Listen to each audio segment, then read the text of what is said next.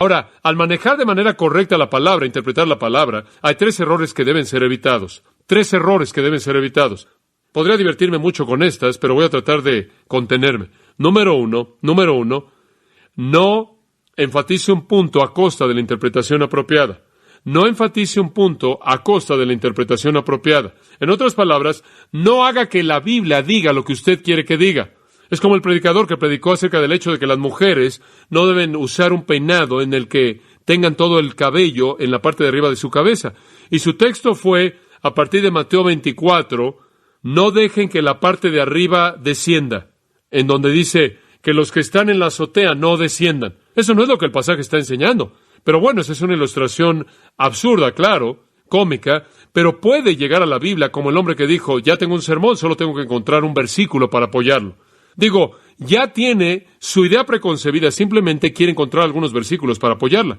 E invariablemente, esta es una confesión también, invariablemente, si yo trato de hacer un sermón, termino forzando la Biblia para que encaje con mi sermón.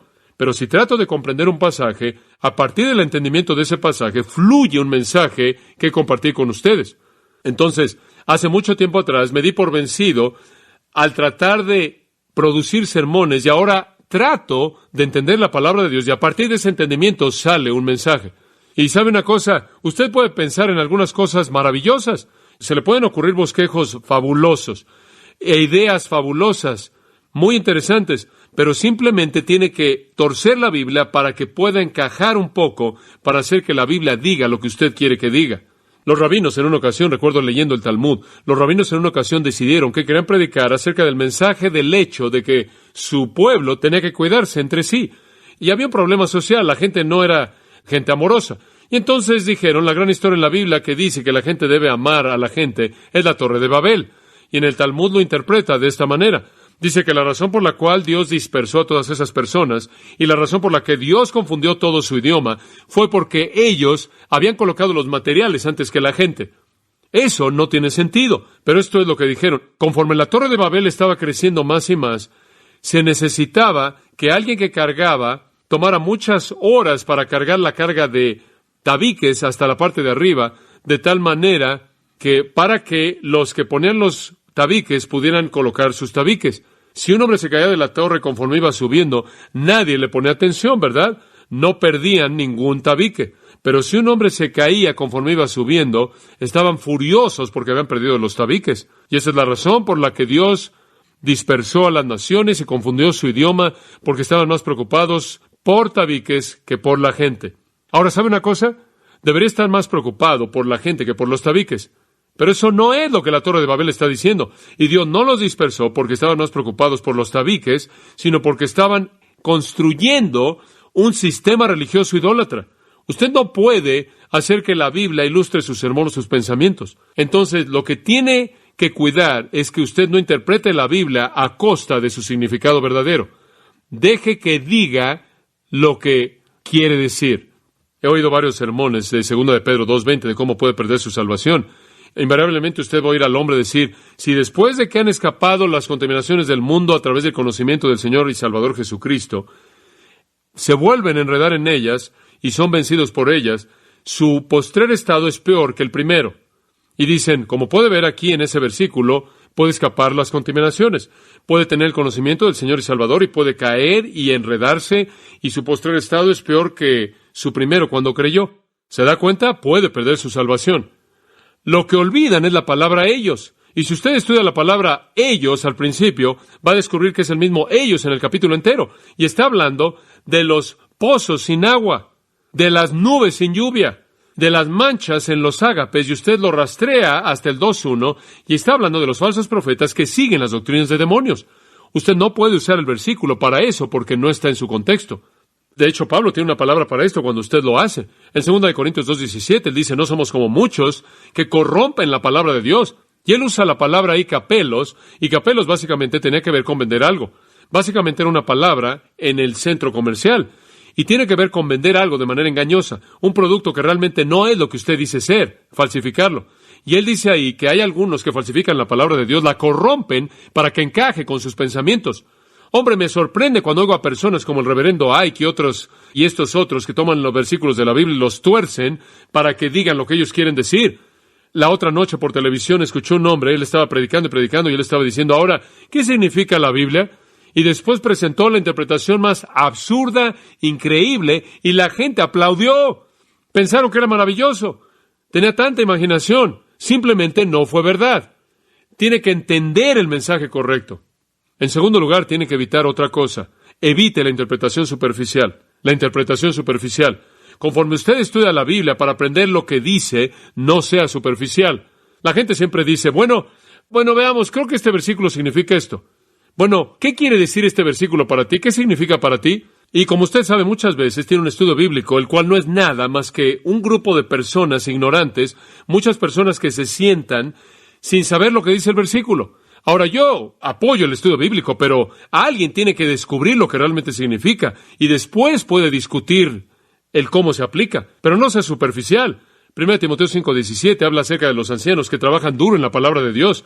Realmente es importante no ser superficial. En tercer lugar, otro error que evitar. El primer error que mencionamos es no enfatice un punto a costo de la interpretación correcta. En segundo lugar, evite la interpretación superficial. En tercer lugar, no espiritualice. No espiritualice. El primer sermón que jamás prediqué fue un sermón horrible. Mi texto fue, y el ángel rodó la piedra. Mi sermón era quitando piedras al rodarlas en su vida. Hablé de la piedra de la duda, de la piedra del temor, de la piedra del enojo. De eso no está hablando el versículo. Está hablando de una piedra verdadera. Hice una alegoría fabulosa. Escuché un sermón acerca de que echaron 4 anclas y anhelaron el día. El ancla de esperanza, el ancla de la fe. Estas no son anclas de nada más que metal. He oído cosas increíbles. Me acuerdo cuando estábamos haciendo la serie acerca del movimiento carismático, les conté de una serie del libro de Nehemías, donde Nehemías representaba al Espíritu Santo, y los muros caídos eran los muros caídos de la personalidad humana, y el estanque del rey era el bautismo del Espíritu Santo, y el material que pegaba los tabiques eran las lenguas. Y lo que Nehemías estaba enseñando es que el Espíritu Santo quiere venir a su vida, y a través de las lenguas y el bautismo del Espíritu, reconstruir los muros derribados de su personalidad humana. Ahora usted tiene que tener mucha imaginación para terminar con eso. Nehemías se retorcería en su tumba. Me acuerdo de un hombre que vino aquí para pedir consejería y uno de nuestros pastores estaba hablando con él y estaban teniendo problemas matrimoniales. Creo que era Jerry Mitchell y Jerry les preguntó cómo llegaron a casarse. Estaban tan distantes. Y él dijo, yo estuve en un sermón en el que nuestro pastor predicó. ¿Un sermón acerca de qué? Acerca de los muros de Jericó. ¿Y qué tienen que ver los muros de Jericó con el matrimonio? Él dijo, había un principio espiritual. Usted debe marchar alrededor de algo, reclamarlo por Dios, marchar alrededor de ellos 7 veces y los muros van a derribarse. Él dijo, encuentra a la niña que quieres, marcha alrededor de ella 7 veces y los muros de su corazón van a derribarse y cásate con ella. Él dijo, no, eso no es verdad, nadie predicó eso. Oh sí, dijo él, no lo puedo creer. Él le dio su número telefónico y llamó al predicador y él dijo, sí, prediqué eso. Y también he sacado otros sermones muy buenos de ese mismo texto. Como puede ver, le llamo eso la predicación inventiva, porque usted no necesita la Biblia. Usted puede usar lo que quiera. Usted puede usar lo que a usted se le antoje. Usted puede ponerse de pie e inventar lo que quiere. Usted no necesita la Biblia. Y usted termina con una historia que los hace llorar acerca de alguien que vino a casa. ¿Se da cuenta? Usted entiende el mensaje. Es fácil hacer eso. Y hay muchas personas que hacen eso con el Antiguo Testamento. Convierten el Antiguo Testamento en un libro de fábulas, haciendo todo tipo de cosas absurdas, locas que suceden. Inventando todo tipo de cosas absurdas. No espiritualice, entienda el significado correcto. No le puedo decir cuántos sermones he oído acerca de este versículo, Mateo 19, lo mencioné no hace mucho tiempo atrás. Es más fácil que un camello pase por el ojo de una aguja que un rico entre al cielo. He oído muchos sermones acerca de eso y dicen, ahora, ¿cómo puede un camello entrar por el ojo de una aguja? Bueno, sabemos que si usted pudiera ordenar todas las moléculas de un camello en una línea derecha, ahí es cuando me caí, ¿me entiende? ¿Se da cuenta? O el otro es, bueno, usted, como puede ver, la palabra para camello en el griego y la palabra para hilo en el griego tienen una diferencia de una letra, y un escriba lo invirtió. Debería ser un hilo a través o por el ojo de una aguja, o de otra manera he oído esto.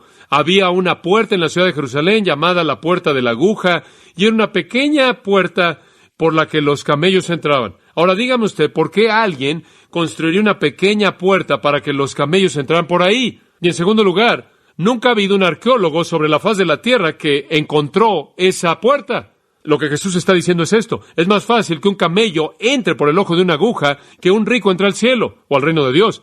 ¿Sabe por qué dijo eso? Él dijo porque los judíos creen que entre más dinero tiene usted, más dinero coloca usted en el tesoro en donde depositaban sus ofrendas. Entre más dinero tenía, entre más sacrificios compraba usted, entre más sacrificios compraba y entre más dinero colocaba usted ahí en la ofrenda, más cerca estaba usted del reino de Dios, de tal manera que entre más rico era usted, tenía más oportunidades de estar en el reino. Y lo que Jesús está diciendo es que el hombre más rico en el mundo no puede entrar a mi reino, así como usted no puede hacer que un camello entre por el ojo de una aguja. Y los discípulos respondieron diciendo, ¿quién entonces puede ser salvo? Ellos entendieron el mensaje. ¿Quieres decir que no puede ser salvo? ¿Ni siquiera un hombre rico puede ser salvo? Y después Jesús dijo, para los hombres esto es imposible. Y lo que él estaba tratando de decir era, es imposible que un hombre rico pueda comprar su acceso al reino. Es igual de imposible como tratar de meter a un camello por el ojo de una aguja. Eso es exactamente lo que él quiso decir. Pero después él se volteó y dijo, pero con Dios que todas las cosas son posibles. Él estaba tratando de mostrarles que, de acuerdo con su capacidad humana, no podían hacer lo que Dios podía hacer en su poder. Entonces, 3 cosas que debe evitar. No malinterprete para sus propios fines. No enfatice un punto a costa de una interpretación apropiada. Evite una superficial y no espiritualice ni alegorice.